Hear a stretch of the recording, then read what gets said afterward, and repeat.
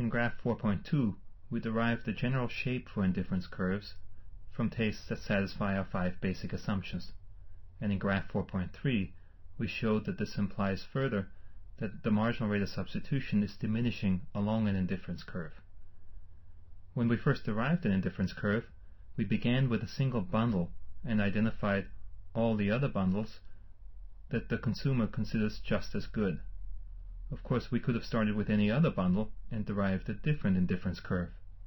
Thus, a consumer's tastes are not described by a single indifference curve, but rather by a whole map of indifference curves, with indifference curves going through every single bundle in the graph. We'll explore this further here. We begin again with bundle A and draw the blue indifference curve that passes through bundle A and has our usual shape that derives from our 5 basic assumptions about tastes. Then we illustrate another bundle E that lies above the blue indifference curve and is therefore preferred.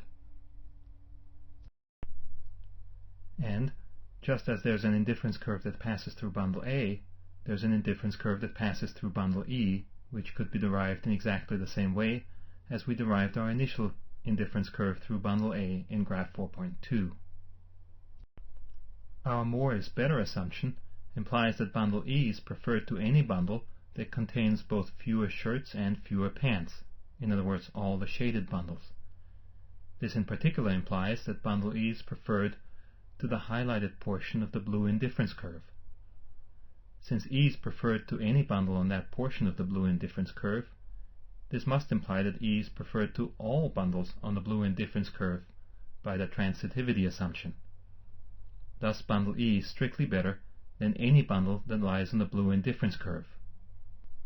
It is for this reason that we know that the magenta indifference curve that passes through bundle E must lie entirely above the blue indifference curve that passes through bundle A.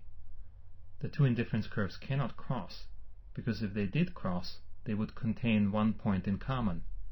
That bundle would lie on both the blue and the magenta indifference curves, and would have to be indifferent to itself. But all bundles on the magenta indifference curve must be preferred to all bundles on the blue indifference curve. Thus, the two indifference curves cannot cross. The fact that the two indifference curves cannot cross, however, does not mean they have to be parallel as they are depicted in panel A. In panel B, we depict again two indifference curves, one passing through bundle A, another through bundle E, that do not cross, but that are not parallel to one another. In this case, the magenta indifference curve is converging to the blue indifference curve, but never crosses it. This too is possible. The only thing that is logically implied is that the two indifference curves cannot cross, not that they cannot converge to one another. To repeat the argument one more time, bundle E, by the monotonicity assumption, must be preferred to any bundle that contains fewer shirts and fewer pants, all the shaded bundles. In particular, it is preferred to the highlighted portion of the blue indifference curve. And if it's preferred to any bundle that's on that highlighted portion, it must imply, by transitivity, that bundle E is preferred to any bundle on the blue indifference curve.